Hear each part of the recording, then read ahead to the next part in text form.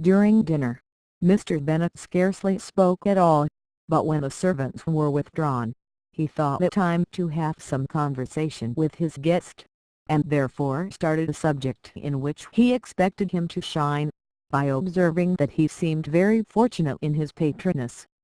Lady Catherine de Bourgh's attention to his wishes, and consideration for his comfort, appeared very remarkable. Mr. Bennet could not have chosen better. Mr. Collins was eloquent in her praise. The subject elevated him to more than usual solemnity of manner, and with the most important aspect he protested that he had never in his life witnessed such behaviour in a person of rank, such affability and condescension, as he had himself experienced from Lady Catherine. She had been graciously pleased to approve of both of the discourses which he had already had the honour of preaching before her. She had also asked him twice to dine at Rosings, and had sent for him only the Saturday before, to make up her pool of quadrille in the evening.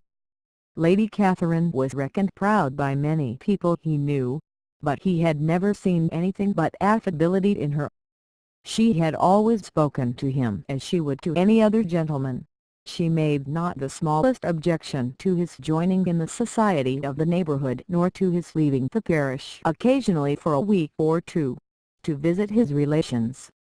She had even condescended to advise him to marry as soon as he could, provided he chose with discretion, and had once paid him a visit in his humble parsonage, where she had perfectly approved all the alterations he had been making, and had even vouchsafed to suggest some herself. Some shelves in the closet upstairs.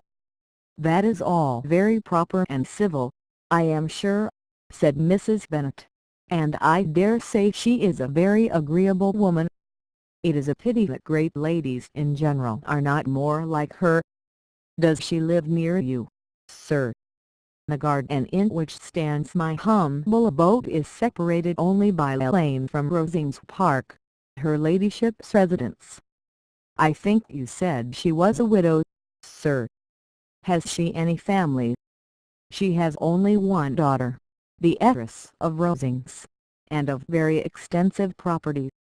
"Ah," said Mrs. Bennet, shaking her head, "then she is better off than many girls. And what sort of young lady is she? Is she handsome?" "She is a most charming young lady indeed. Lady Catherine herself says that, in point of true beauty, Miss de Bourgh is far superior to the handsomest of her sex, because there is that in her features which marks the young lady of distinguished birth. She is unfortunately of a sickly constitution, which has prevented her from making that progress in many accomplishments which she could not have otherwise failed of, as I am informed by the lady who superintended her education, and who still resides with them. But she is perfectly amiable, and often condescends to drive by my humble abode in her little phaeton and ponies." "Has she been presented?" "I do not remember her name among the ladies at court. Her indifferent state of health unhappily prevents her being in town, and by that means, as I told Lady Catherine one day, has deprived the British court of its brightest ornament." Her ladyship seemed pleased with the idea, and you may imagine that I am happy on every occasion to offer those little delicate compliments which are always acceptable to ladies. I have more than once observed to Lady Catherine, that her charming daughter seemed born to be a duchess, and that the most elevated rank, instead of giving her consequence, would be adorned by her. These are the kind of little things which please her ladyship, and it is a sort of attention which I conceive myself peculiarly bound to pay." "You judge very properly," said Mr. Bennet, "and it is happy for you that you possess the talent of flattering with delicacy. May I ask whether these pleasing attentions proceed from the impulse of the moment, or are the result of previous study?" "They arise chiefly from what is passing at the time, and though I sometimes amuse myself with suggesting and arranging such little elegant compliments as may be adapted to ordinary occasions, I always wish to give them as unstudied an air as possible." Mr. Bennet's expectations were fully answered. His cousin was as absurd as he had hoped, and he listened to him with the keenest enjoyment, maintaining at the same time the most resolute composure of countenance, and, except in an occasional glance at Elizabeth, requiring no partner in his pleasure.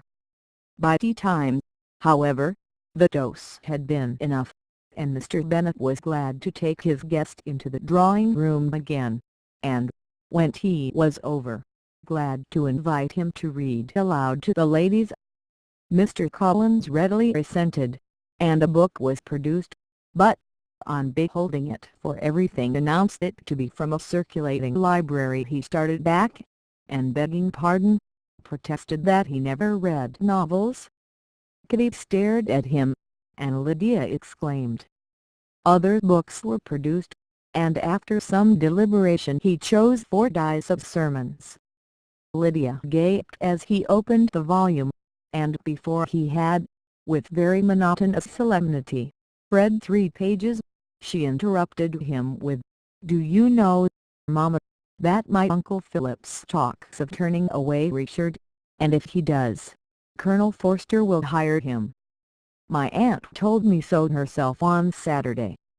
I shall walk to Marathon tomorrow to hear more about it, and to ask when Mr. Denny comes back from town."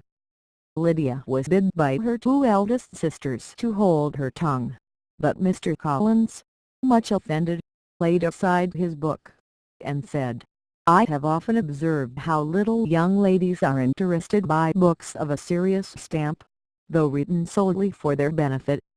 It amazes me, I confess, for, certainly, there can be nothing so advantageous to them as instruction. But I will no longer importune my young cousin."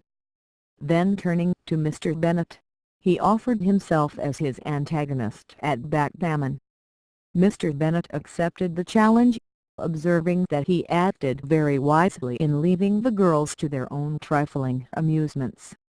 Mrs. Bennet and her daughters apologized most civilly for Lydia's interruption, and promised that it should not occur again, if he would resume his book, but Mr. Collins, after assuring them that he bore his young cousin no ill will, and should never resent her behavior as any affront, seated himself at another table with Mr. Bennet, and prepared for backgammon.